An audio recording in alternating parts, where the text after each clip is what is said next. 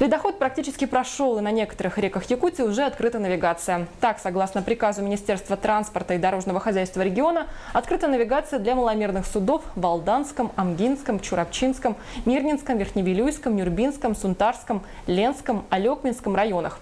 Судоводителям маломерных судов при себе необходимо иметь удостоверение на право управления маломерным судном и судовой билет с отметкой о прохождении освидетельствования или его копии, заверенной в установленном порядке.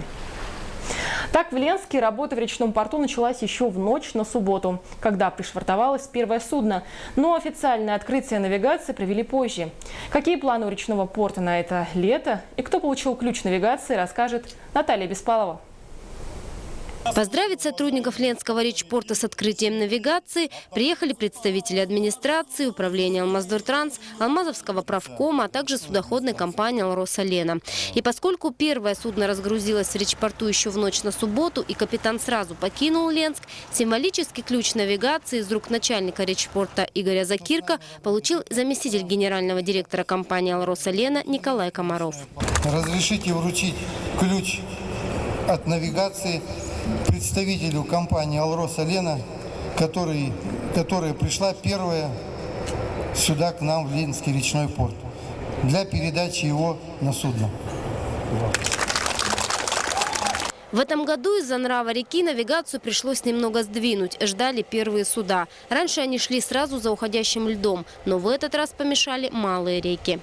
Ледоход в районе Ленска начался 5 мая, а первое судно пришвартовалось к стенке Ленского речного порта только 15 мая. Это связано с тем, что из-за поднятия уровня воды в малых реках судам, которые шли из Усть-Кута, пришлось пережидать густой ледоход в районе Витима. Поэтому к открытию навигации в Ленском речном порту образовалась целая очередь судов. Команда судна СК-2028 вышла из порта Усть-Кута 11 мая. Планировали добраться дней за 5. В итоге в Ленске под разгрузку встали только сегодня. Цемент, селитру, оборудование и впервые 34 тысячи тонн клинкера навалом будет принимать и отгружать Ленский речпорт в этом году. Также ждут груз сторонние организации, которые пользуются услугами речпорта, в том числе для строительства газопровода «Сила Сибири». В эту навигацию 2015 года у нас план 387,9 тысяч тонн переработки. Из них 70 тысяч – это переработка сторонними организациями ВЛРП, и 30 тысяч – это ООО «Речсервис». Остальное – это компанейские груза. Старт дан. Юбилейная 60-я навигация в Ленске открыта. Портовые краны начали свою работу, которая продлится до октября.